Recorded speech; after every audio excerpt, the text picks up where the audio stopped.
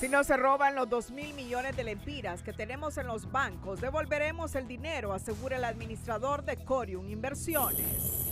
Expertos aseguran que el accionar del Ministerio Público y de la Comisión Nacional de Bancos y Seguros en el caso de Corium está en tela de juicio. Ministerio Público presenta requerimiento fiscal contra Miguel Alfredo López Polanco, acusado por el delito de lavado de activos al mover en el sistema bancario 1.600 millones de lempiras, monto superior a lo que puede justificar. Trasciende que bloque republicano en el Congreso estadounidense prepara un proyecto de ley para gravar con el 5% de impuestos las remesas enviadas desde Estados Unidos. Consejera presidenta del CNE anuncia que este martes recibirá a los partidos emergentes para aclarar inquietudes sobre la inscripción de sus planillas, cuyo plazo vence el 29 de mayo. Honduras nuevamente rechaza otro préstamo, esta vez por 39.7 millones de euros del Tesoro francés, destinado a readecuar y remodelar quirófanos hospitalarios. Asesinan a madre e hijo en la comunidad de El Temblor, en Trinidad, Santa Bárbara. Este es su noticiero TN5 Estelar con Renato Álvarez y Cristina Rodríguez.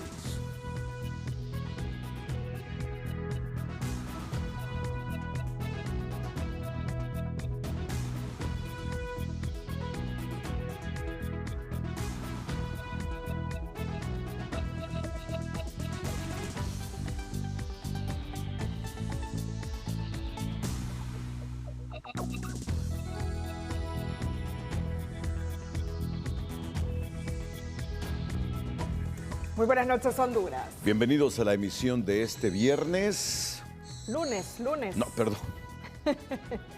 Bueno, está en fin de semana todavía. O sea que estoy desesperado porque vuelva a ser viernes. Hoy es lunes 12 de mayo.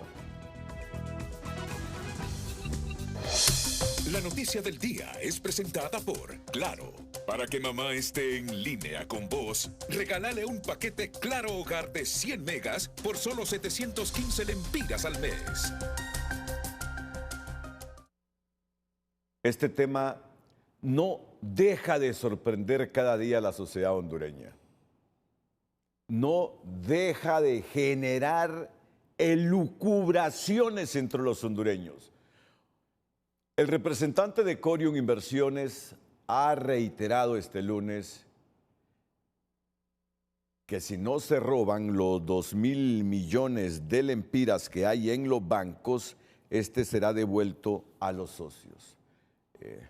Lo dijo hace 48 horas, lo repite este lunes el representante de Corium Inversiones, que si no se roban los 2.000 millones de lempiras que hay en los bancos, este dinero será devuelto a los socios, al tiempo que expresó que Corium seguirá operando en línea, pese a que algunas instituciones del Estado le han advertido que no puede captar dinero del público. Admitió que ante este extremo intentó arrebatarle. Bueno, es que hoy un periódico publica que sacó una pistola, el representante de Corium, y hoy admite aquí en TN5 que en efecto intentó él arrebatarle el arma a su guardaespaldas para protegerse de los enardecidos aportantes de Corium que están exigiendo la devolución del dinero. Desde el fin de semana, decenas de personas han pasado la noche afuera de Corium Inversiones con la esperanza de recuperar el dinero que invirtieron. La desesperación es evidente y la incertidumbre crece, pues no saben qué parte dice la verdad. Posible que se pueda perder porque con el poquito de dinero que van a dar no ajusta para toda esa gente. Nadie dice la verdad, se pasan las chibolitas de unos a otros y el pueblo está furioso. El representante de Corium Inversiones dijo este lunes que si no se roban los 2.000 millones de lempiras que hay en las cuentas bancarias, ajustará para pagar a los ahorrantes y desmintió a los que dicen que solo existen 69 millones de lempiras. Siempre y cuando que no se lo roben, sí le vamos a devolver el dinero a todos. Hay un aproximado de 2.000 millones y siempre lo voy a sostener. Ellos hablaban primero de 6 cuentas. con 69 millones.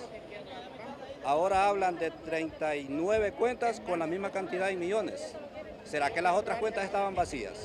En medio de la multitud, Iván Velázquez expresó que Corium no va a desaparecer y continuará operando bajo otra modalidad. Velázquez reaccionó sobre la divulgación de un video donde intenta sacar el arma a uno de sus guardaespaldas. Indicó que actuó en su defensa ante una posible amenaza. Fue que el socio pues me sacó un arma allá afuera, la cerrojeó, no me apuntó, no, pero sí, yo le pude ver el arma, entonces claro, yo tuve que buscar a dónde, ¿me entiendes? Yo no me voy a dejar matar. Si no podemos seguir físicamente así como lo estábamos haciendo, lo vamos a hacer de otra forma. ¿En línea? En línea. Pero lo vamos a hacer de una forma para seguir beneficiando a estas grandes personas que han confiado en la empresa. La Comisión Nacional de Bancos y Seguros en un comunicado estableció que el plazo para la devolución del capital a los ahorrantes vence este martes. La atención está puesta en lo que ocurra en las próximas horas.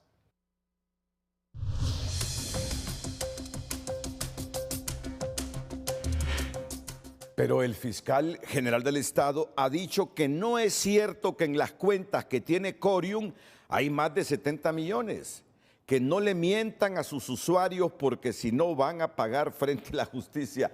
Imagínense que este representante de Corium dice que hay 2.000 millones de lempiras de Corium en los bancos y que si se los devuelven, ellos pagarían a todos los aportantes. Y se pregunta si no es que se quieren robar ese dinero, pero el fiscal le dice que no es cierto, que no mienta, que no hay más de 70 millones. Y aún así, Corium sigue operando en línea, captando dinero público sin que el Estado mueva un dedo. Continuemos. Las autoridades de la Comisión Nacional de Bancos y Seguros informaron a través de un comunicado que el Juzgado de Letras de Privación de Dominio de Bienes de Origen Ilícito ordenó descongelar las cuentas bancarias de Corium Inversiones en las que mantenían 69.198.552 lempiras con el objetivo que estos fondos sean utilizados para la devolución de los depósitos a los aportantes. También pidieron a las personas afectadas un compás de espera para este martes 13 de mayo para dar inicio a la entrega del dinero, ya que desconocen el listado, la información general y las cantidades que corresponde a cada cliente, por lo que ahora depende de la documentación que haya entregado el representante legal de Corium, Iván Velázquez. Además, reiteran que la Comisión Nacional de Bancos y Seguros supervisará y coordinará el proceso de devolución del dinero a los inversionistas que han depositado en Corium Inversiones con la veeduría del Ministerio Público.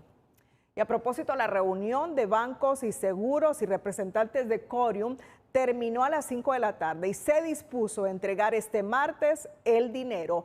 Kenia Chinchilla con los detalles. Buenas noches. Buenas noches en los estudios, licenciado Renato Álvarez. Cristina, aquí en Choloma Cortés, afuera de las oficinas de inversiones Corium, hay una relativa calma hasta el momento. A eso de las 5:30 de la tarde ya se han retirado los encargados de la Comisión de Bancas y Seguros. Esto fue un trabajo realizado también con custodia de las autoridades de la Policía Nacional. A esta hora la mayor parte de las personas ya se han retirado y hasta el momento la información que manejamos es que mañana comenzaría ya la entrega o devolución del dinero para los aportantes de Corium Inversiones. El subcomisario Edgardo Barahona está con nosotros en este momento, que nos brinda esta información de cómo se ha desarrollado todo este proceso y posiblemente mañana ya hayan buenas noticias. Subcomisario. Un saludo a las personas que se informan con TN5 Estelar. Se contempla como la Jefatura Regional de la Policía en el Valle de Sula hacer el resguardo al vehículo que traslada valores que saldrá desde San Pedro Sula hasta la sede de Corium, acá en Choloma, con el dinero que se va a entregar. Esperaríamos nosotros que este proceso de devolución del dinero a los inversionistas se desarrolle sin ningún tipo de incidente. Nosotros tenemos previsto que esto salga a tempranas horas de la mañana y por tarde 9 de la mañana el vehículo de valores debería estar ingresando a la sede de Corium. Muchísimas gracias, su comisario Edgardo Barahona, portavoz de la Policía Nacional, a esta hora brindándonos este informe, y a mi espalda las oficinas de Corium Inversiones. Mañana en horas tempranas estará una gran cantidad de personas aquí afuera para reclamar o pedir la devolución de su capital. Así avanza este proceso de Corium Inversiones y hasta el momento este día no se reportaron mayores incidentes. Lo que puedo reportar a esta hora desde Choloma Cortés. Retornamos a estudios. El exfiscal general Edmundo Orellana no concibe que esta empresa mercantil Corium siga operando, aunque sea en línea, captando dinero del público sin estar autorizada. Y máxime después que el fiscal general admitió que era una empresa ilegal. Otros expertos cuestionan que el fiscal Joel Zelaya hable que el Ministerio Público será veedor, como si esa institución se hubiese convertido en una oficina de observación. El caso de Corium Inversiones ha puesto en tela de juicio el accionar del Ministerio Público y de la misma Comisión de Bancos, pues para profesionales como el ex fiscal general Edmundo Orellana no hay respuestas para las siguientes preguntas. Si el Ministerio Público intervino porque la Comisión de Bancos presentó denuncia, ¿por qué no se ha iniciado el proceso judicial? ¿Se puede devolver el dinero sin autorización judicial? Mire, eso es preocupante. El hecho de que esté operando después de que el mismo fiscal haya dicho que es ilegal, me parece que eso no está bien, definitivamente. Eso no ayuda a la seguridad jurídica del país. Orellana también consulta que si lo que Corium hace es ilegal, ¿por qué sigue operando? Y si los socios responden penalmente, ¿por qué nadie ha sido acusado? La única respuesta que ha dado el fiscal Joel Zelaya es que el Ministerio Público solo será veedor, lo que cuestiona a este profesional del derecho al afirmar que su función es ser el ente acusador del Estado y no una oficina de observación. Obviamente el procedimiento a seguir ya está establecido en el Código Procesal Penal. El Ministerio Público no está para ser mediador, para hacer conciliación, está para cumplir la ley y ejercerlo, de tal manera que no seguir este procedimiento de conformidad a la ley genera muchas dudas en la sociedad. El director de la Oficina de Bienes Incautados no deja de sorprenderse por los casi 400 millones de lempiras encontrados en bolsas y cajas. Dice que tienen que haber responsables, pero confía que la Fiscalía lo investigará. Porque que hay responsables, tienen que haber responsables.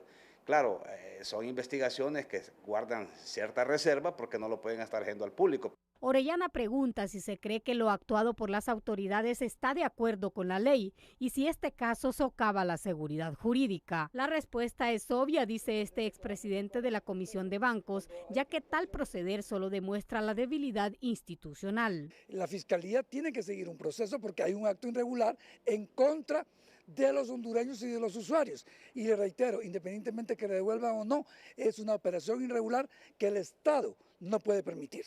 Moncada sostiene que la Comisión de Bancos debió intervenir y liquidar Corium Inversiones, pero este abogado asegura que las acciones han sido acertadas porque este caso se debe dirimir a través de la vía civil, porque no se había consumado el delito de estafa. Debemos de recordar nosotros que ninguno de los afectados, ninguno de los ciudadanos que estaban haciendo aportaciones a esta sociedad mercantil había sido hasta este momento afectado porque estaba precisamente en un nivel de operatividad de esta empresa. No obstante, para el resto de analistas el proceso es erróneo y si no hay cambios, las autoridades solo le estarán dando la razón a quienes afirman que están protegiendo a alguien influyente muy cercano al poder. Nuestra periodista Kenia Chinchilla de San Pedro Sula nos está informando en este momento que Iván Velázquez, el representante de Corium, pretendía sacar $50,000 de las oficinas allá en Choloma en su vivienda. Lo detuvieron, que por favor Kenia nos informe si está detenido. ¿Dónde está Iván? Iván Velázquez, el representante legal de Corium Inversiones. Pero que pretendía sacar $50,000 en su vehículo de las oficinas de Corium, que supuestamente mañana comienza a pagar las inversiones que hizo 35,000 hondureños. Tenemos a Kenia Chinchilla en este momento. Kenia, por favor, relátanos lo que pasó hace algunas horas con el representante de Corium. Buenas noches. Buenas noches, licenciado Renato Álvarez, Cristina en los estudios, televidentes de Telenoticias. Así es, Iván se retiraba después de haber finalizado la reunión con la Comisión de Bancos Seguros. Esto de las 5:30 salió la comisión y posteriormente él se disponía a salir. Sin embargo, la multitud no lo permitía y le solicitó a la Policía Nacional que registrara los vehículos de las últimas personas que estaban saliendo de esta reunión. Iván se retiraba en su camioneta y las autoridades de la Policía Nacional se dispusieron a revisar el vehículo y encontraron esta cantidad de dinero ya confirmada por las autoridades de la Policía Nacional, que se trataría de $50,000. Ese es el informe que ha brindado la Policía Nacional ya después de contabilizar. Iván se fue a eso de las 7:30 de la noche, se retiró de las oficinas, al que alguna parte de la multitud no quería que se fuera, y fue la misma presión, digamos, de la multitud para que revisaran el vehículo en donde él se disponía a retirarse de las oficinas de Corium Inversiones, licenciado. Pero no está capturado, es decir, se disponía a salir en este vehículo con los $50,000. ¿Y él dónde está? ¿Se fue en otro vehículo? ¿Lo dejaron ir? Él se fue en el mismo vehículo. Las autoridades confirman, hace poco confirmaron la cantidad que contabilizaron, pero Iván se retiró a esa hora que yo le había mencionado. En el mismo vehículo, en el mismo vehículo donde le encontraron $50,000. Miren, si hay caso extraño que yo he visto en 45 años de periodismo en Honduras, es este. Sí. La permisividad de la institucionalidad del Estado de Honduras. Bueno, si Amel por $15,000 que le encontraron o que pretendía, no, ¿cuánto era? $15,000. Sí. Que llevaba en un viaje y se hizo un escándalo. Que son más de 12 millones de lempiras. Yo sinceramente estoy sorprendido de lo que pasa con esta empresa mercantil Corium. Bueno, pero como de todos modos, si no ajusta el dinero que tiene Corium para pagarle a los aportantes, el Estado va a responder con los dineros que nosotros vamos a pagar en impuestos o pagamos en impuestos. Ya uno dice, pero ¿qué está pasando? ¿Por qué tanta tolerancia? ¿Por qué tanta permisividad? Y no lo digo yo, sino que lo está diciendo uno de los hombres más cercanos al gobierno, el exfiscal general del Estado, Edmundo Orellana. Miren que le encuentran este dinero.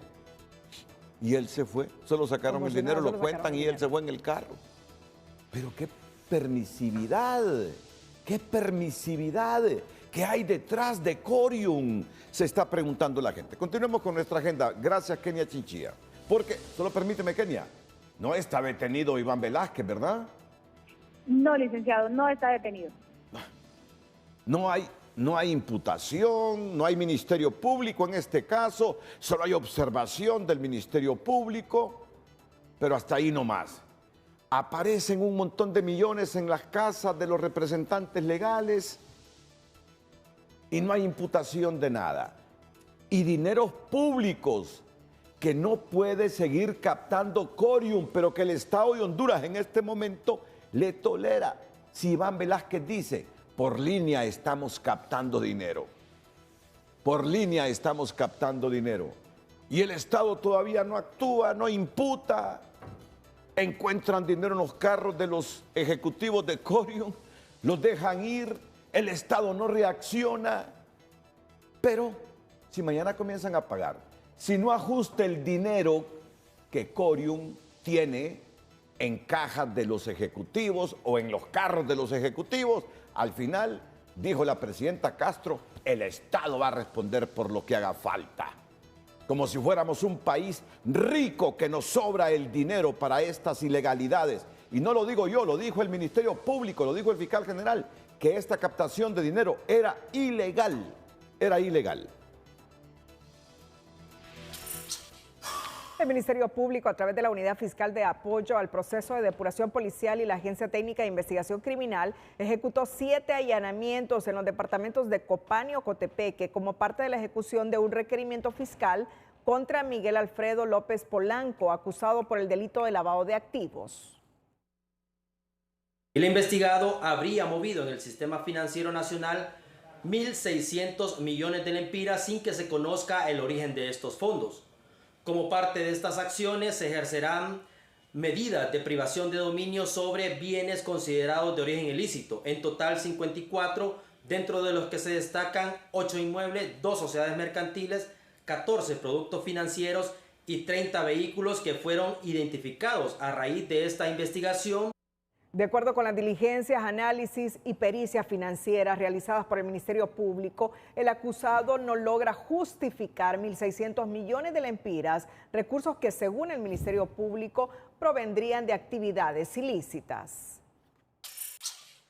La Unidad Nacional de Apoyo Fiscal presentó requerimiento en 3 casos distintos relacionados con corrupción contra exfuncionarios de la OAVI, exautoridades de Banadesa y empresarios extranjeros acusados de defraudar al IS. La Unidad Nacional de Apoyo Fiscal, quien ha presentado estos requerimientos fiscales por manejo irregular de fondos en 3 instituciones del Estado. El primer requerimiento tiene que ver con la OAVI, el otro tiene que ver con la construcción de un mercado que iba a hacerse en el 2016 en la ciudad de Juticalpa, Olancho. Se iba a conocer como Mercado Las Acacias, iba a haber un fideicomiso, pero aquí se está acusando tanto a una empresa constructora, a una cooperativa y a 2 exfuncionarios de Banadesa porque el mercado, la obra nunca se construyó. Los exfuncionarios de la OAVI señalados por violación de los deberes de los funcionarios son el exdirector Jorge Alberto González, Alan Orlando Carranza, Enoc Eusebio Reyes Ortega y Javier Enrique Caballero por gestionar ilegalmente la devolución de una vivienda en el Merondón, Gilis, 4 vehículos y una empresa. Bienes incautados durante el operativo Magnate en marzo de 2022 en San Pedro Sula Cortés. El director de la OAVI, Marco Antonio Zelaya, explicó que este caso ya se venía investigando desde antes de su gestión y considera que se podría tratar de una red al interno de esa institución. Nosotros hemos presentado, se han, me imagino yo, activado algunos operadores de justicia, en este caso en particular las agencias de investigación como lo es la ATIC, y ha concluido que es alguna red que venía operando al interno de la OAVI. Entonces por eso se le ha venido dando seguimiento. Se ha presentado abundante información para sustentar los requerimientos y que estos requerimientos pues vayan debidamente respaldados con los medios de prueba que se requieren para que el juez, una vez que judicialice la causa, como ya se ha informado a través del comunicado oficial del Ministerio Público, pues se proceda conforme a la carga de la prueba, y si ellos no logran demostrar la no participación, pues van a tener que responder ante la justicia. Zelaya informó que esos bienes ya retornaron a la OAVI luego de hacer varias gestiones. Un juez de jurisdicción nacional dictó prisión provisional a Ricky Wendell Juárez Haylock, conocido por el alias Rasta o Rastafari, quien es pedido en extradición por la Corte del Distrito Sur de la Florida, Estados Unidos, acusado por el delito de tráfico de drogas. Hondureño Ricky Wendell Juárez Haylock, de 41 años de edad y originario de Cuauquira, gracias a Dios. En este caso, esta persona fue capturada en Nicaragua y por una alerta de Interpol fue capturado y puesto a la orden de la justicia hondureña, quien lo trasladó a la Corte Suprema de Justicia para desarrollar la primera audiencia de extradición, que es una audiencia informativa en la cual se le establece los derechos que le asisten, los delitos por los cuales está siendo requerido el distrito requerente y la medida a imponer. Según información, Juárez Haylock es primo de la extinta exdiputada liberal Carolina Echeverría Haylock y es señalado de ser uno de los cabecillas de la estructura criminal, Los Halcones, que opera desde Cauquira, en Gracias a Dios, hasta Tela, con la complicidad de hombres al mando del exfutbolista Óscar El Pescado Bonilla. Juárez fue extraditado de Nicaragua a Honduras y por su captura se pedía una recompensa de 500,000 lempiras. Su audiencia de presentación y evacuación de pruebas quedó programada para el 12 de junio. Mientras tanto, guarda prisión en el centro penitenciario en Támara. Esta madrugada le arrebataron la vida a una madre y al hijo en la comunidad de El Temblor en Trinidad, Santa Bárbara. Las víctimas fueron identificadas como Jacqueline Paz y Herminto Fajardo Paz, el joven que ven en pantalla, quienes perdieron la vida en el interior de su vivienda. Según relatos de vecinos, sujetos a bordo de una motocicleta ingresaron a la vivienda de los fallecidos a eso de las 2 de la madrugada y les dispararon a ambos sin mediar palabra. También se informó que las víctimas eran comerciantes y descendían de una familia de prestigio en la comunidad. La mataron a ella y mataron a su hijo. Miren ustedes, Sí, esta tarde ingresaron a medicina forense en San Pedro Sula los cadáveres de esta madre y su hijo que fueron ultimados la madrugada este lunes en Trinidad Santa Bárbara. Tal como les informamos, las víctimas fueron identificadas como Jacqueline Paz y Ermington Fajardo Paz, que murieron producto de disparos inferidos por desconocidos que ingresaron a su vivienda.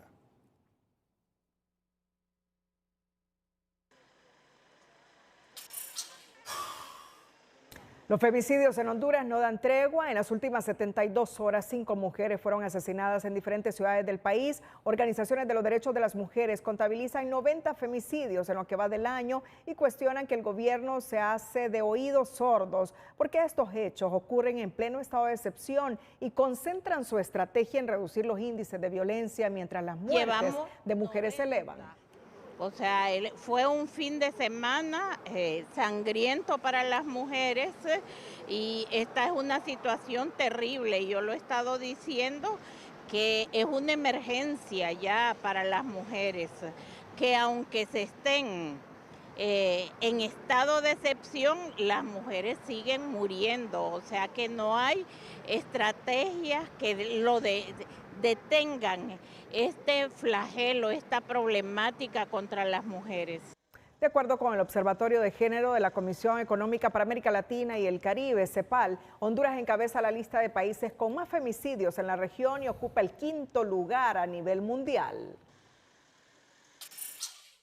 Un fin de semana trágico en Honduras. Al menos 12 personas perdieron la vida en accidentes de tránsito ocurridos en diferentes zonas del país y 68 accidentes viales solo entre sábado y domingo. Las autoridades reconocen que en estos días el exceso de velocidad y el consumo de alcohol se apoderan de los conductores, especialmente en quienes conducen motocicletas. 68 accidentes de tránsito fueron reportados a lo que es la sección de investigación de accidentes de tránsito, donde lamentablemente 12 personas perdieron la vida producto de los mismos. Lamentamos que casi el 40% son motociclistas los que han perdido la vida producto de los accidentes de tránsito. Seguimos insistiendo como Dirección Nacional de Vialidad y Transporte, haciendo el llamado a los conductores de motocicleta a conducir con precaución y prudencia al momento de ir en los ejes carreteros, no ir excediendo los límites de velocidad, no participar en estas carreras clandestinas que realizan durante los fines de semana. Datos del Sistema Estadístico Policial revelan que entre el 1 de enero y el 12 de mayo de 2025 se han reportado 5.748 accidentes de tránsito, los cuales han dejado un saldo fatal de al menos 633 personas fallecidas. Tras una persecución, la Policía Nacional logró el arresto de un sujeto por tener una orden de captura pendiente por los delitos de asesinato y asesinato en su grado de ejecución de tentativa. Se trata de un hombre de 39 años, conocido con el alias El Joche, originario de Catacamas, Olancho, y residente en el barrio El Estadio. Según las investigaciones, alias El Joche es sicario del grupo delictivo organizado Los Amador, vinculado al asesinato de 8 personas. Un hecho ocurrido la noche del pasado 11 de octubre del 2012. Al momento que los jóvenes departían en la cercanía de una cancha de fútbol, llegaron varios hombres, los colocaron en el suelo boca abajo y sin mediar palabra dispararon contra la humanidad de todos, hasta quitarles la vida. A este individuo también se le acusa de haberles quitado la vida a otros 2 jóvenes en Santa María del Real. Luego de la captura, alias El Joche fue trasladado en el vehículo blindado Carnaf bajo estrictas medidas de seguridad hacia las instalaciones de la Unidad Metropolitana de Prevención número 15, ubicada en la ciudad de Catacamas, Olancho.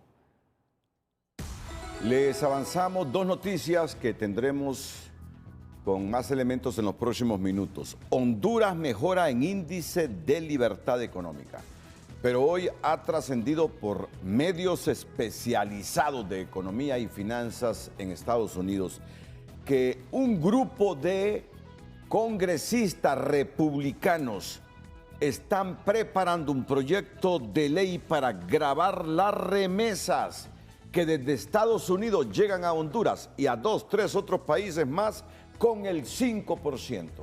¿Qué repercusiones tendrá esto? La información ustedes la tendrán en los próximos minutos aquí en el Noticiero Líder. Pero antes, en nuestra sección de educación financiera le brindamos algunos consejos que le ayudarán a convertirse en un exportador.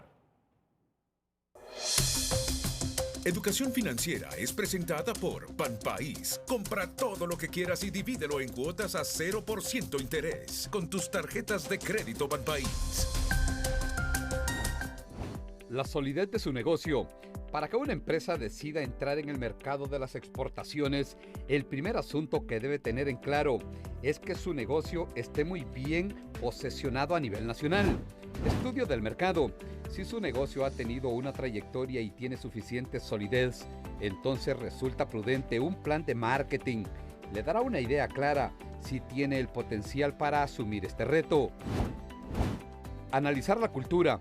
¿Qué pasaría si exporta trajes de baño para mujeres que viven costumbres y tradiciones arraigadas de Medio Oriente? Hay que saber contextualizar el producto y adaptarlo a la identidad de una nación.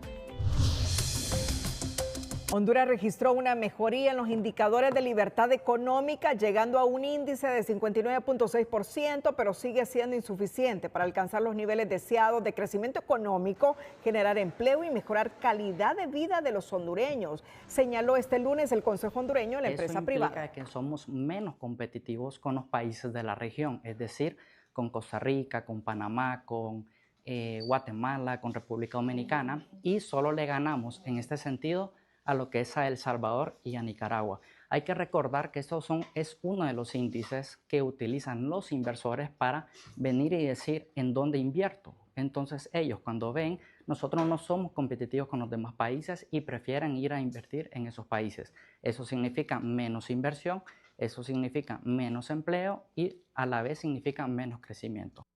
El estudio se basa en 4 pilares: Estado de Derecho, tamaño del gobierno, eficiencia regulatoria y mercados abiertos. Bueno, y una de las noticias que ha impactado hoy en Honduras, la vemos ahora mismo en tunota.com. El Partido Republicano en la Cámara de Representantes de Estados Unidos presentó este lunes un nuevo paquete de reformas fiscales que incluye una medida polémica: un impuesto del 5% sobre las remesas que salen del país hacia el extranjero. La propuesta fue revelada este lunes en un extenso proyecto de ley de 389 páginas que forma parte de una iniciativa más amplia impulsada por los líderes republicanos, quienes esperan aprobarla antes del Día de los Caídos, 27 de mayo, y enviarla al Senado con el objetivo de que esté en el escritorio de Donald Trump antes del receso del 4 de julio. El reportero Eric Watson, que cubre el Congreso estadounidense, informó que esta iniciativa busca compensar parte del costo de los recortes fiscales propuestos con aumentos de impuestos específicos. Entre ellos destaca el impuesto del 5% de las remesas, una medida que afectaría directamente a millones de familias en América Latina y otras regiones que dependen de estos envíos. Lo publica Tu Nota. Ustedes pueden entrar a Tu Nota y tener más elementos. Y han surgido algunas reacciones sobre esto. Es difícil explicar a las personas que no siguen el tema el gran impacto que esto podría tener en el hemisferio occidental. Haití, Honduras, El Salvador, Guatemala y Nicaragua obtienen cada uno entre el 20 y el 25% de su PIB total a través de sus remesas. Y ahora un grupo de republicanos presentan un proyecto de ley para gravar con el 5% todas las remesas que son enviadas desde Estados Unidos a estos países que mencioné y a otras regiones del mundo.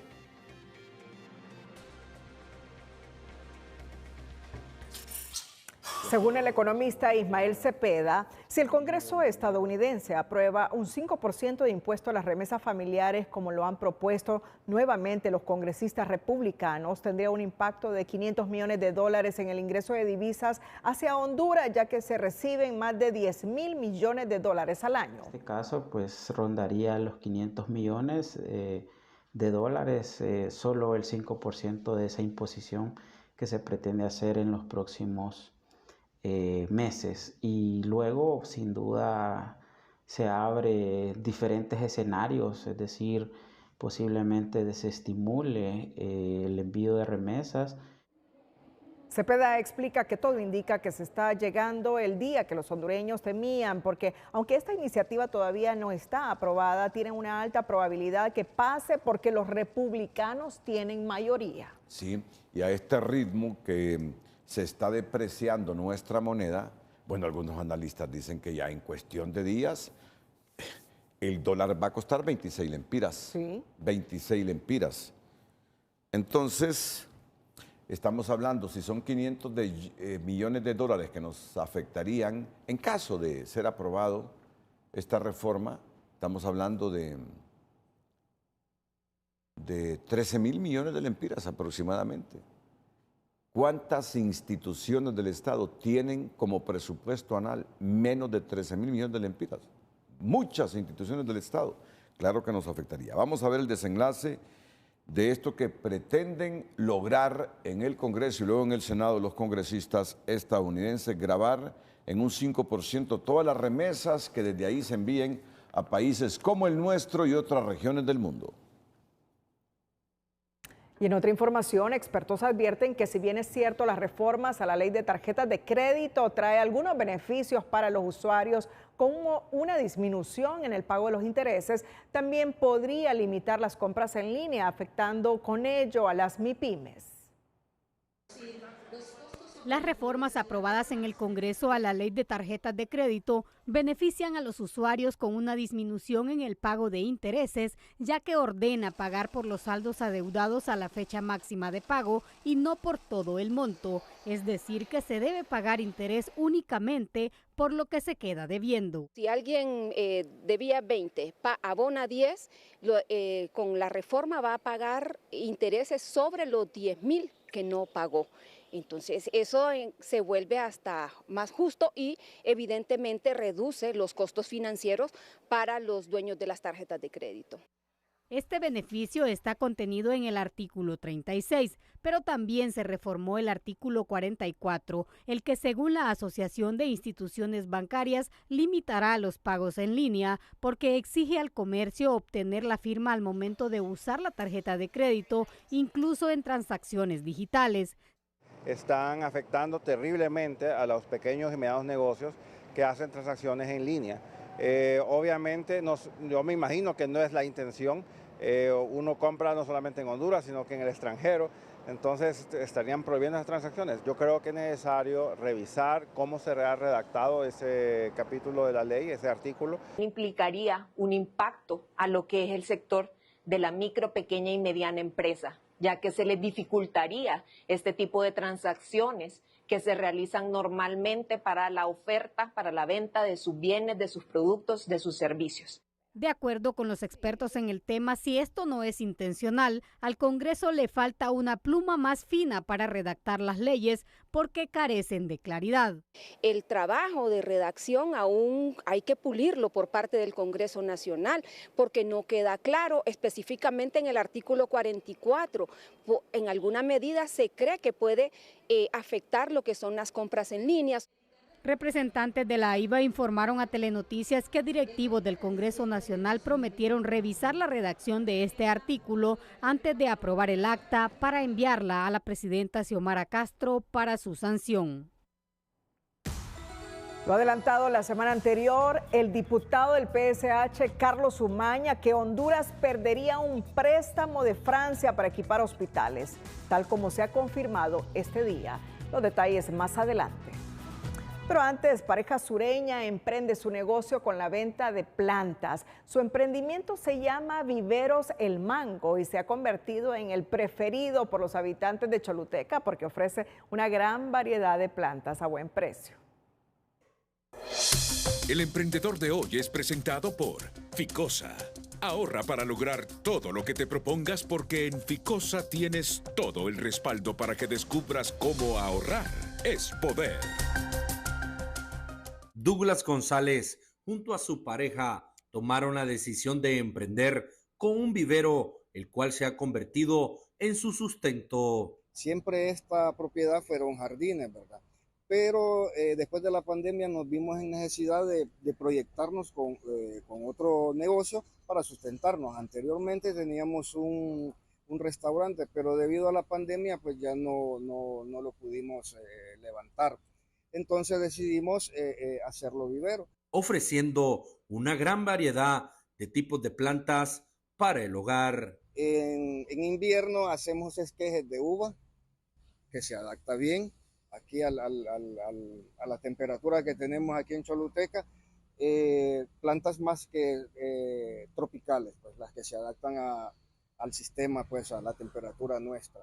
Para quienes deseen los servicios de Vivero del Mango, pueden comunicarse al número 95 82 22 35. Desde la zona sur del país, para Telenoticias Estelar, les informó José Luis Barahona. El Instituto Hondureño de Seguridad Social recibió este lunes un lote de 6 equipos médicos de alta gama para las áreas de cirugía vascular, neurología, cardiología, que serán destinados para modernizar el Hospital de Especialidades de la capital y el Hospital Regional del Norte. Entre las máquinas de alta tecnología que comenzarán a funcionar próximamente se encuentran 6 arcos en C, que consiste en un moderno sistema de rayos X para obtener imágenes de alta resolución en tiempo real y es utilizado en múltiples procedimientos quirúrgicos, vasculares, ortopédicos y de radiología. Se informó que el equipo de alta gama, valorado en unos 15 millones de lempiras, ayudará a reducir la alta demanda de pacientes que buscan estos servicios a nivel nacional.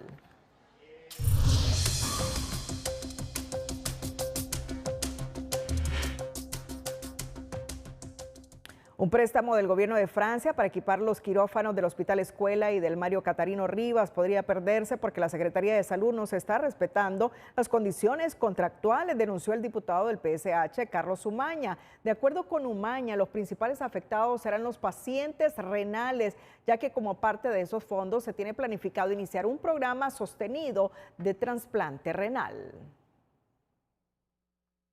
La Secretaría de Salud rechazó un préstamo de 39.7 millones de euros del Tesoro francés que iban a ser destinados a implementar 2 quirófanos de trasplante de última generación en el Hospital Escuela y Hospital Mario Catarino Rivas. Con esta acción, Honduras ya rechaza 2 préstamos destinados para el sector salud, mientras los miles de hondureños continúan siendo atendidos en precarias condiciones, cuestionan los entrevistados.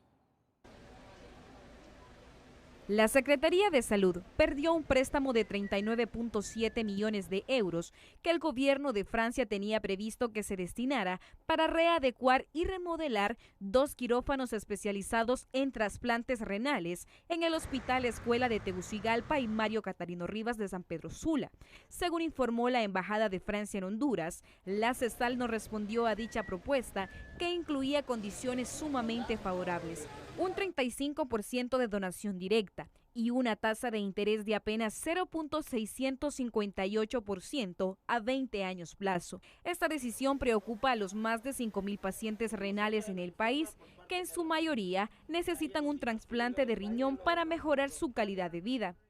Los quirófanos vendrían a abundar bastante en nuestro país. No es que no se han hecho trasplantes, lo que pasa es que necesitan quirófanos para no agarrar bacterias dentro cuando está usted en una operación quirúrgica. Entonces por eso es que se van a habilitar 2 quirófanos prácticamente nuevos.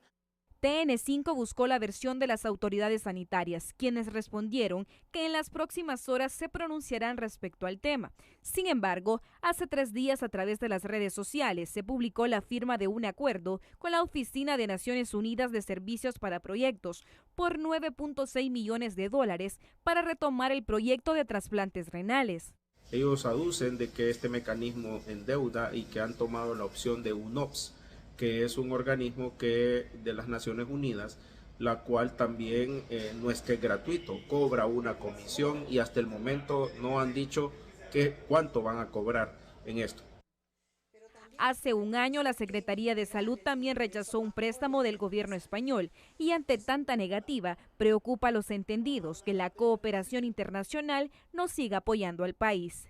Estamos perdiendo oportunidades para mejorar el sistema de salud de Honduras y debemos de tener un acompañamiento internacional en el que, por supuesto, la transparencia sea también un eje. Mientras en Honduras el dinero se pone escaso y la cobija financiera no alcanza para cubrir tantas necesidades, las autoridades sanitarias se dieron el lujo de rechazar un préstamo del gobierno de Francia para equipamiento de hospitales, donde la crisis predomina. Carolina Martínez, Telenoticias. La permanente crisis del sistema sanitario no solo es en este gobierno, sino a lo largo de las últimas décadas. Tienen nombres y apellidos según sectores de la sociedad. Para algunos, el principal responsable es el gobierno, no solo el de ahora. Los pacientes van más allá y responsabilizan a los gremios y otros actores. Esa realidad solo se revierte con un verdadero compromiso de todos los sectores, asegura. La ingobernabilidad y la crisis constante en el sistema sanitario del país, que repercute directamente en miles y miles de hondureños que buscan mejorar su salud en los hospitales públicos, tienen nombre, asegura esta representante de sociedad civil. El Estado es que debe garantizar las políticas. El Estado es el que es responsable de su recurso humano a través de un mecanismo de gestión de recursos. Pero es bien difícil cuando el mismo Estado violenta derechos. Pero esta hondureña, acostumbrada a regresar con las manos vacías y con el recuerdo de una pésima atención en el sistema hospitalario público, añade también a los gremios médico, enfermería y sindicatos acostumbrados a paralizar el sistema por cualquier motivo, asegura. Los dos. Sí, porque ya el pueblo no los apoya a ellos tampoco, porque también la atención de ellos es bien deficiente. Durante lo que va de este año, la escasez de medicamentos ha sido una constante. Licitaciones de compras de medicina fallidas, reprogramación de citas, mora quirúrgica en aumento y sumado a esto, la suspensión de consultas externas. Los odontólogos se mantienen en asambleas y las enfermeras. Al principio del año también sonaron los tambores y este lunes amenazaron, pero lograron un acuerdo. Este defensor de los derechos humanos, además de señalar al Estado y a los gremios, también incluye otro actor. Y un tercer elemento responsable también alrededor del garantizar el derecho a la salud es la propia sociedad. La sociedad en su conjunto, ¿a qué nos referimos? El Estado de Honduras puede colocar recursos o debe garantizar los recursos para que exista el funcionamiento del sistema de salud. Pero si no hay un compromiso por parte de los gremios, pero también por parte de la sociedad para que este derecho se garantice, es muy difícil. ¿Y a qué nos referimos? Escuchamos semana con semana cómo se destapan actos de corrupción alrededor del tema de salud, donde hay proveedores que por años han manejado de manera mafiosa las compras de medicamentos en este país. El CODE señala al gobierno como responsable y pide primar el diálogo en busca de alternativas para no afectar a la población. El sistema médico en el país es lo más obsoleto que tenemos en Honduras, pero no se ha podido mejorar porque los mismos grupos al interior del sistema de salud no lo dejan. La crisis en el sistema sanitario público también se extiende al Instituto Hondureño de Seguridad Social. Mariolanda, Telenoticias. Bueno, a pesar de todo, el embajador de España, es que prácticamente una donación de España la perdimos para construir los hospitales. Honduras prefirió, con sus propios fondos, construir esos hospitales, lo que trajo una alteración en la relación entre el Reino de España y Honduras. España se había comprometido con facilitar recursos para construir esos hospitales. Luego, por algunas razones, si estarían o no esos hospitales antes que terminara la gestión de Xiomara, se rechazó esos recursos del Reino de España. Pero a pesar de todo, miren ustedes, a pesar de todo, el embajador de España en Honduras, Diego Nuno García, informó este lunes que su gobierno en los próximos meses realizará el desembolso del préstamo de 70 millones de euros para la construcción de una moderna carretera que desde La Ceiba conduce a Trujillo.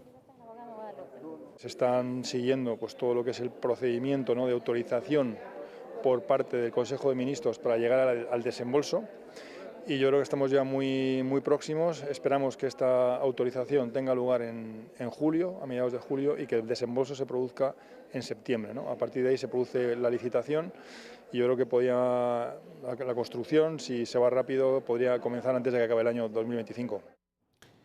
El diplomático español en Honduras dijo estar pendiente de cómo marcha el proceso para las elecciones de noviembre y aspira a que sea transparente y confiable. Sí, claro, nosotros siempre estamos ahí, estamos en el fortalecimiento de la democracia, del Estado de Derecho, la defensa de los derechos humanos y confiamos en que sea un proceso totalmente transparente, democrático, libre y que efectivamente tenga lugar. El diplomático este lunes participó en el lanzamiento del proyecto Fortalecimiento de Procesos de la Carrera Administrativa Municipal que se ejecutará con el apoyo por la cooperación española en 50 municipios del país. Pero antes, hace 4 años, Gracie Matute, una joven maestra de Tocoa, Colón, llegó a los Estados Unidos con una visa de intercambio estudiantil. Y vean ahora en lo que se ha convertido. La noticia positiva es presentada por Banrural.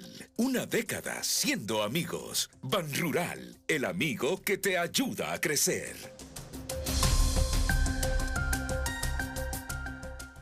Gracie Matute es una joven maestra originaria de Tocoa, en el departamento de Colón, Honduras, que por sus amplios conocimientos y capacidad es parte de los maestros de intercambio que elabora en una prestigiada escuela en Manassas, Virginia, Estados Unidos. Estoy acá a través del programa de Participer Learning. Actualmente trabajo como maestra de inglés como segunda lengua con diferentes grupos de niños, pero este año estoy asignada al segundo grado y tengo un grupo de quinto grado también. En los 4 años que lleva de elaborar aquí, ha adquirido más experiencia y crecimiento profesional que le impulsan a continuar sus estudios. Actualmente estoy terminando mi máster en la enseñanza del inglés con el enfoque en lengua extranjera y seguir aprendiendo, seguir creciendo personalmente, profesionalmente, porque la vida es un constante avance y hay que seguir siendo actualizados. El programa laboral con la visa de intercambio J1 tiene una duración de 5 años y aspira a continuar aquí, pues su dedicación a la enseñanza le permite que sus compañeros de trabajo le apoyen. Desde el primer momento que llegué, el respaldo ha sido, puedo decirlo al 100, me han hecho sentir día a día en familia, los administradores, el personal en sí, los compañeros maestros. Aquí, como decimos, todos somos una familia y una vez que pertenecemos a la familia de Westgate, somos para siempre familia Westgate. Sí. El ejemplo de Gracie Matute debe servir a muchos hondureños para buscar oportunidades positivas. En Westgate Elementary School, en Manassas, Virginia, Héctor Madrid, Telenoticias.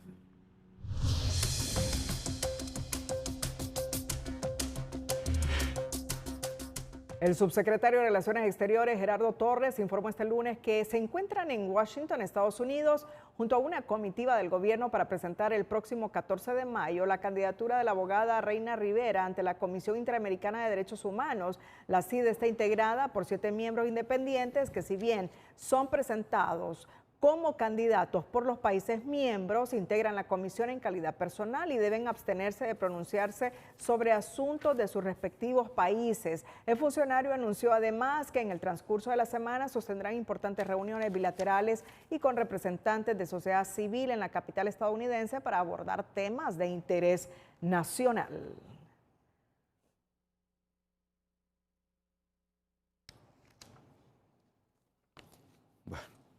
Solo que quede un poquito, así se escribe Washington,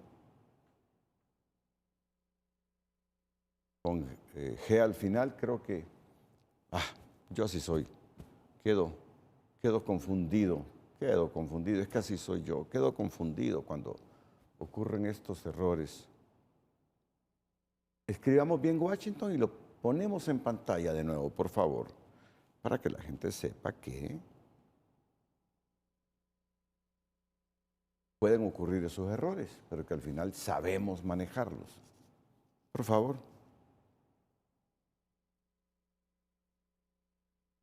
¿O así se escribe?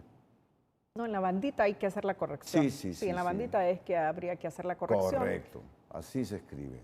Sí, me hubiese gustado que nuestro rotulador lo pusiera así, Washington, sin G al final, ¿no? Lo hago como una terapia, No sé si es nuevo periodismo, pero así somos. Rigurosos. Lo que nuestros maestros de los años 60 y 70 nos enseñaron. ¿Lo vamos a poner o no lo vamos a poner? Excelente. Ahí está. Eso es. Rectificar es de sabios. Eso es. Y aquí reconocemos que cometemos errores, pero que rectificamos porque no somos sabios los errores. Muy bien. Aunque el partido Innovación y Unidad PINU ya definió a su candidato presidencial de cara a las elecciones generales en los próximos días, el posible arribo del economista Nelson Ávila podría modificar la papeleta y en una asamblea partidaria decidir si el ingeniero Guillermo Valle se queda en el cargo. Posiblemente se estaría incorporando a las filas del PINU el doctor Nelson Ávila. Son pláticas avanzadas y esperamos que a través de una asamblea se pueda definir quién va a encabezar la candidatura presidencial. El valor agregado del PINU es que todas estas decisiones pasan por un amplio consenso interno y sin quemaduras o resentimientos. La decisión de quién encabeza la fórmula presidencial se tomará, aseguran, en armonía y respeto a los estatutos del partido. Este martes, el candidato presidencial del Partido Liberal, Salvador Nasralla, se encontrará con los 3 exprecandidatos de esta institución política para sellar la unidad del partido y borrar los rumores de división que corren como pólvora en la calle, sobre todo las diferencias que se dice existen con el diputado Jorge Cálix. La unidad del Partido Liberal es importante para lograr el triunfo en las próximas elecciones generales. Eso significa que todos los movimientos que participaron en las elecciones del 9 de marzo tienen que estar integrados en las diferentes comisiones departamentales y la Comisión Nacional de Campaña. Este lunes circuló una convocatoria para una conferencia de prensa en el Consejo Central Ejecutivo con la presencia del candidato y los exprecandidatos. Sin embargo, sin mayor explicación, se canceló y se informó que el encuentro será el martes y ahí se conocerá la unidad granítica de la familia liberal. Todo indica que los 8 partidos emergentes que no fueron a elecciones primarias tienen hasta el 29 de mayo próximo, día de la convocatoria a elecciones generales, para presentar los requisitos de inscripción de sus candidatos a cargos de elección popular. Si los partidos políticos que fueron a elecciones primarias quieren estar en la fiesta grande en noviembre próximo, tienen que pasar el filtro de inscribir a sus candidatos a cargos de elección popular en el máximo organismo electoral antes del 29 de mayo, día de la convocatoria de cara a las elecciones generales. Su intención es impedir, obstaculizar o anular la participación política de los partidos que no estamos representados en el tripartidismo. Antes, la inscripción para los partidos que no fueron a primarias iniciaba un día después de la convocatoria a elecciones generales, pero esta vez, al amparo de la nueva ley y el artículo 213 de la misma, las reglas del juego cambiaron. Pero no, que lo informan básicamente el 10 de mayo para que en menos de 10 días pues se estén presentando nóminas cuando ni siquiera han facilitado formatos. Mire que ya me cayó el primer formato que dicen que estaba malo, por ejemplo. Claro, porque están improvisando. En efecto, la ambigüedad del artículo 213 deja abierta la puerta para imponer nuevas fechas a los partidos emergentes o pequeños que esta vez no encuentran ninguna flexibilidad en el consejero Marlon Ochoa, que no midió con la misma vara al tripartidismo que tuvo 2 meses para inscribirse después de la convocatoria. A ellos, una vez que le hicieron la convocatoria para las primarias el 8 de septiembre, tuvieron 2 meses para prepararse y presentar sus planillas. Y al Consejo y a los partidos emergentes quieren que presenten sus planillas antes de ser convocados. De los 11 partidos legalmente inscritos, 8 tienen que presentar planillas para 200 corporaciones municipales, nómina completa de diputados en 14 departamentos, fórmula presidencial con sus 3 designados, requisitos mínimos que la dirigencia de la Democracia Cristiana dice tener listos para presentarlos este mismo día, si así lo quiere el CNE o Marlon Ochoa. Hemos tenido el tiempo suficiente para tener una organización territorial que permita levantar las planillas electorales, y yo lo dije en su momento también, que si me decían a mí que el 5 de mayo, ahorita me pueden decir y ahorita podemos llegar a inscribirnos al Consejo Nacional Electoral. De momento, la documentación para pasar el examen y participar en las elecciones generales tiene que llegar al Consejo Nacional Electoral antes del día de la convocatoria a elecciones primarias, o sea, el 29 de mayo próximo. De mantenerse esas fechas, muchos de los partidos emergentes o pequeños se quedarán al margen de las próximas elecciones generales. De ser así, a la fiesta de ese día le faltará más de un invitado. Ulises Aguirre, Telenoticias. Para las bancadas de oposición, el dictamen que busca reformar el artículo 49 de la Ley Orgánica del Poder Legislativo, que busca deducir el salario a los diputados faltistas, es una trampa para regresar la potestad al presidente del Congreso de integrar a los diputados suplentes. El dictamen que pretende reformar el artículo 49 de la Ley Orgánica del Poder Legislativo para deducir el salario a los diputados faltistas es más que un disfraz para regresarle la potestad al presidente del Congreso Nacional para integrar a los diputados suplentes y usurpar curules de otras bancadas, señala el jefe de la bancada del Partido Nacional, Tomás Zambrano. Pero él quiere eliminar ese artículo, ¿sabe para qué? Para que el que coordine el Congreso tenga la potestad absoluta de determinar a qué diputados integra, suplentes. ¿Qué nos llevaría eso? No integraría a ningún diputado nacionalista, no integraría a ningún diputado del Partido Liberal, y eso provocaría que Libre va a usurpar los curules del Partido Nacional y el Partido Liberal con los suplentes de Libre. La integración permanente de los diputados suplentes se aprobó en la última legislatura del periodo del expresidente Mauricio Oliva. Su reforma requiere 86 votos para la aprobación y la oposición cierra filas sobre este tema, ya que indica el diputado liberal Marlon Lara que esa iniciativa atenta contra la democracia y es un retroceso en la institucionalidad del Poder Legislativo. Contra los partidos políticos, porque así fue como impusieron a Luis Redondo en el Congreso Nacional, cubriendo los curules de los demás partidos de oposición y imponiendo a un presidente a usurpar un poder del Estado. Desde Libre defiende la iniciativa presentada por la diputada Silvia Ayala y explica el diputado Germán Altamirano que el espíritu del dictamen es para que el quórum no se rompa en las sesiones legislativas. En este momento la oposición quiere extorsionar más bien al presidente del Congreso, no haciendo el quórum, no asistiendo, y eso quedó evidenciado la semana pasada, donde no estaba el suficiente número de los diputados de oposición. En la sociedad civil son del criterio que ese dictamen es una herramienta de chantaje y manipulación de la agenda legislativa, pero sobre todo de la voraz pretensión del titular Luis Redondo de convertirse en el verdadero Luis XIV, calificativo que ya le acuñó la diputada liberal Maribel Espinosa. Ya sabemos el nivel de presidente del Congreso que tenemos en ese sentido, un presidente del Congreso que no ha democratizado el Congreso Nacional como debería de realizarse, y el hecho de este tipo de reforma podría servir como un tema de coacción, un tema de concentrar todavía mucho más poder. El dictamen, que consta de 3 artículos, ya pasó su primer debate en la Cámara Legislativa y se espera que se retome su discusión este martes. Por su parte, las bancadas de oposición se mantienen alerta con estos temas porque aseguran que no se van a dejar meter más goles ni más madrugones en el Congreso Nacional. José Andino, Telenoticias. Hola, ¿qué tal? Qué gusto saludarles.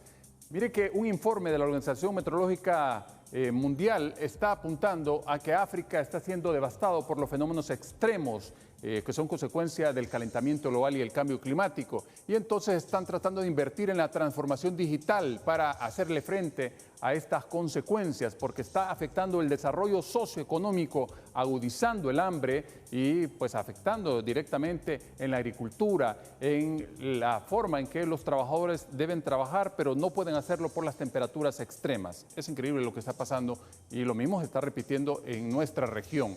Mientras pues estamos dejando ya leves consecuencias del Frente Frío número 42, que llegó totalmente en una fecha atípica, en un mes de mayo, en la segunda semana de mayo, con un frente frío todavía sobre nuestra región, solo producto del calentamiento global. Y aquí tenemos el sistema que ha dejado lluvias en nuestro país, pero ya se recorta para esta jornada de martes y todavía un poquito de humedad estará ingresando, dejando algunos acumulados en el territorio hondureño, tal como lo vemos en esta proyección de imágenes, la posibilidad de lluvia en estos sectores amarillos, precisamente en parte del norte, algunos sectores del occidente y centro, pero puede ser algunos chubascos leves porque al momento de proyectar acumulados, ustedes pueden ver que los milímetros son escasos, por debajo de los 10 milímetros. Los vientos ya no llegan llegaran totalmente del noreste, sino varían al este y esos son vientos un poco más cálidos, aunque durante la jornada estará gravitando pues grupos importantes de nubosidad. La altura máxima del oleaje a la salida del Golfo de Fonseca y cerca de la isla del Tigre, pues 1.4 metros, y en el litoral Caribe una situación similar, 1.5 metros al norte de Colón y Atlántida. Las temperaturas a 37 grados en la zona sur, aquí en el centro en 31 y 33, ya van a 34 en partes del norte, entre 25 y 35 en el occidente y hasta 34 la máxima en la zona oriental, con un índice ultravioleta que llegará a 12. A cuidarse mucho, siempre les queremos como televidentes y no como noticia. Que la pasen bien.